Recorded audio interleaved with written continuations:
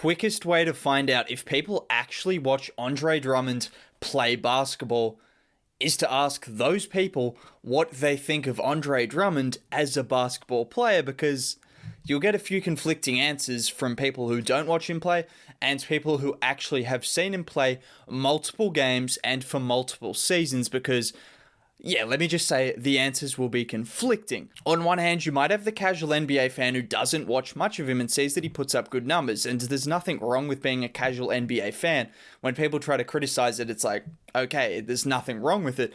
Or they could just be fans that don't watch Andre Drummond because they haven't watched the Detroit Pistons or the Cleveland Cavaliers over the last 5 to 6 years, which again is probably perfectly reasonable as well. So even if you're the hardcore NBA fan, there's a good chance you still haven't watched much of Andre Drummond's play because he's been on Detroit and Cleveland, so that's excusable for sure. You would have the people that haven't watched him play much. They would say he's probably a good player, an all-star level player around that mark. He puts up good numbers, obviously one of the best rebounders of all time. I'm not going to dispute that in this video because he just clearly is statistically.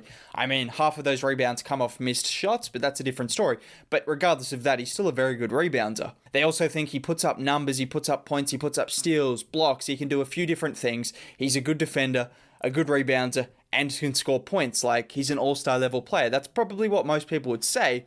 On the other hand, people like me who have watched Andre Drummond play quite often for quite a few seasons now would say he's about $15 million overpaid. He's an average NBA center who plays outside of his limitations, has a bigger perception of himself than anyone else does because he thinks he's the second coming of LeBron James. Didn't he call himself Kevin Durant before the NBA draft? I think he might have said he's similar to Kevin Durant. That kind of says all you need to know. I think he's a role player. That's what he is. I think he's got a reputation for being a lot more because he's been on bad teams and he's put up big numbers because he's been having the license to do so by taking a lot of ill-advised shots and being an inefficient center who doesn't play the best defense and picks his times when he wants to defend and when he wants to not defend, when he wants to set screens, when he wants to not set screens, when he wants to switch on, when he doesn't want to switch on. It sounds like I'm just slandering Andre Drummond, which isn't what I want this video to come across as. Just from an objective point of view, he's an overpaid player that's not an all-star level player and has an inflated perception of himself, and that's what I think of Andre Drummond, and I think that's what a lot of Detroit fans would think of him. And now I'm starting to see a lot of Cleveland Cavaliers fans are realizing, hey, there's a reason that he was given up for absolutely nothing. Yeah, that reason is he's not very good. Now, before I go any further, if you could drop a like on the video and subscribe to the channel, that would be much appreciated. I make content like this every single day, and just liking the video and subscribing to the channel, it's free. It does help out a lot. So it would be much appreciated. I want to take it back to earlier in this season. There was one play that most people would probably remember, probably the most viral Andre Drummond play of his career, and that was when he had that goofy passage of play where he tried to take on a defender, get to the rim, and just airballed the shot like no other thing you've probably ever seen in your life. You'd be surprised if you saw that at the local gym. Now, most people saw that as funny. They thought, that's probably just an anomaly. That's something that wouldn't happen often. I can tell you that Andre Drummond does that stuff multiple times a year. Multiple times a month. He does that pretty much once a game. Not to that extent, not to the extent where he's doing something that crazy, but at least one time a game, he'll try to dribble the ball up the floor. He'll bounce it off his knees. He'll throw the ball out of bounds. He'll turn it over. He'll go up for a shot block and just miss it, or something ridiculous that he does every single game. And I think that's an encapsulation of him as a player. Because you see someone who had the ball in a position where he's not going to score from on a consistent basis. He had the ball at the three-point line. He should have passed it to his guards or dumped it off or done something. But instead, he thought, look, this is my chance to show that I've got guard-like skills. I'm the second coming of Kevin Durant. And then he does a flurry of moves, if you can even call that, and ends up throwing up one of the worst layups I've ever seen in my life. That little sequence of play is probably the best way to summarize Andre Drummond's perception of himself and the reality of what kind of player he actually is when he tries to pull off some of the things that he tries to pull off on a routine basis. He will do stuff like that multiple times a year. And I think the simplest comparison I can make with Drummond, again, this sounds like slander, I guess it kind of is, but I have to compare him to a child. That is the only comparison I think is reasonable in an NBA sense, because he's someone that like I said, he has that inflated perception of himself, and there'll be often times throughout the season where when things aren't going his way, when he's not allowed to do stuff like that clown stuff where he'll take the ball up the floor, which Detroit were allowing him to do because they wanted to, I think, make him happy. I don't know what they were trying to do, but Coach Casey allowed him to do stuff like that routinely, and he turned the ball over routinely. It was terrible. He averaged over 3.5 turnovers a game for a center. That is insane. That is ludicrous. So he was doing stuff like that. And when he's not allowed to do stuff like that, then he resorts to sulking. He resorts to not playing defense, not doing anything remotely good. And Cleveland Cavaliers fans are realizing that very quickly because over the last 2 games, he's been in single-digit points and rebounds, and there's a reason why he's been sat on the bench for a long period of those games because he's not putting in any effort. There was multiple sequences of play where he didn't want to screen, he didn't want to rebound, he didn't want to box out, he didn't want to do anything. He was just walking around there like, what's the point of me being there? Well, the point of you being there is you're getting paid $30 million a year to be there, and at the moment you're not playing like you even care. So that's what we've seen in Cleveland, that's what we've seen in Detroit, and that's why I relate him to a child, because when he doesn't get his way, he resorts to sulking and doing stuff that detriments the team. I mean, if you need any kind of reassurance as to what I'm saying is true, you could watch the 2019 playoffs. Actually, don't do that. I'll summarize it for you because you don't want to watch the Pistons get blown out by the Milwaukee Bucks, who then eventually lost anyway. So that's how bad the Pistons were without Blake Griffin. But let's summarize it for you. Andre Drummond was supposed to be the star of the team because there was no Blake Griffin. They relied on him to create some offense, to play some hard defense, and at least just kind of hold up the end and at least give his all. After the first game, maybe halfway into the first game, he gave up on the team. Practically after 1 game into the series, he was clowning around. He wasn't doing anything. He was turning the ball over 3 times a game. And he shot 44% from the field. No.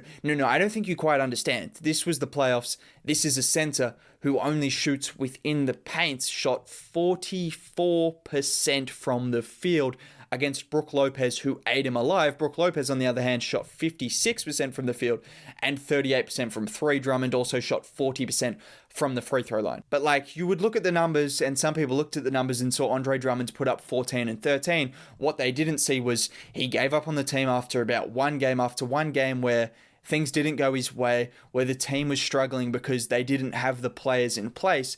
He was like, nah, screw this, we're going to lose anyway, so let me just not try and get outplayed by Reggie Jackson, Wayne Ellington, Bruce Brown, Luke Kennard, Thon Maker. If they had anyone else apart from Thon Maker as a backup center, he would have been benched for more than 20 minutes a night because he was doing absolutely nothing. Like, it's one thing for him to struggle, but it's another thing for him to just give up on his team during the playoffs. I can understand maybe a couple of regular season games a year, but it's a 4-game playoff series. Like, you have 4 games to play, 5 games. If you play 1 good game, maybe you take it to 5. Look, even with this all in mind, like I said, I don't hate him. I'm critical of him because he's just not a very good player in my opinion, and he's very overrated. But to start the season, I was happy for him because he clearly looked like he was turning his career around. He was trying more. The chemistry looked up in Cleveland, and he was helping them contribute to wins and a higher defensive rating. They were actually a good defensive team, and a lot of that came from his rim protection, his ability to have active hands as a center, and he was just playing within his role, playing a defensive-minded role and not doing too much on offense. Well, he was doing too much on offense, but at least it wasn't affecting the team to a point where it is now. But now we are seeing why he was traded for a bag of peanuts, because 20 games into the season, a few losses here and there, Jared Allen comes in, steals some of his minutes, and all of a sudden Andre Drummond is running up the court, not setting screens, taking shots that he shouldn't be taking, missing shots that he shouldn't be missing for a center, doing pretty much everything wrong at this point in the season. 20 games into the season, he's pretty much given up on this team, and it's obvious for anyone watching the Cleveland Cavaliers. The Cleveland Cavaliers fans have had enough of him. That's what you're getting from him right now. I mean, this might be the craziest stat I've seen on Andre Drummond, and it sums him up to a T. He's shooting 50% at the rim. 50% on over 11.5 attempts a game. Keep in mind, probably at least a couple of those a game are dunks and lobs that you just can't really miss. So when you're talking about layups, when you're talking about post-ups, that would be in the high 30s, maybe the low 40s. This dude is a center. Like, can you wrap your mind around someone who is 7 foot tall, 250 pounds, shooting under 50% on post-ups and layups? It's almost unfathomable. That's how poorly he's playing. Just to put it into perspective, there's 2 players at the center position that have played a decent amount of games and have averaged a decent amount of attempts at the rim that is shooting a worse percentage than Drummond. Jackson Hayes was basically shooting the same percentage, just a little bit worse, and DeMarcus Cousins coming off 2 significant injuries. Those are the only 2 players worth note. Like everyone else who's starting, everyone else who's getting significant minutes is well above him in the 60s pretty much for the most part, or at least high 50s.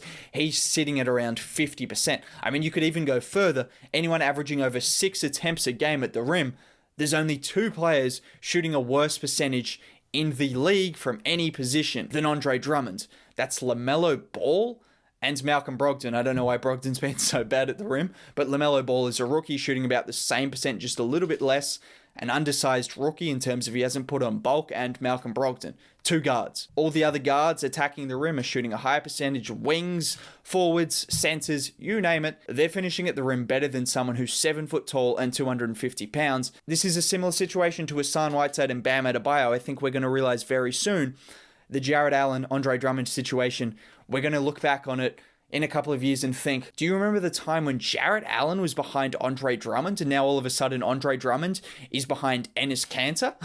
Maybe he won't get to that point. He's not going to be that bad, but he's going to be a similar Hassan Whiteside kind of guy. Maybe a little bit better because he's a better defender and he can move in space a little bit better. But if he doesn't clean his act up and realize that he can't be taking 10 shots a game when he's shooting 40% on layups, he's going to take one of the biggest pay cuts you've ever seen in NBA history if he can't get his stuff together, and it's because he's not playing within his limitations. He's trying to do too much. The Raptors might be able to get the best out of him. They might be able to drill it into him that he can't do all of this stuff and he's not actually built for this. Anyways, that's my opinion on Andre Drummond. That's what I'm seeing from him this year and what I've seen over the years. It's sad to see because he does have potential and he can be good in isolation, but like, just stick to your role, man.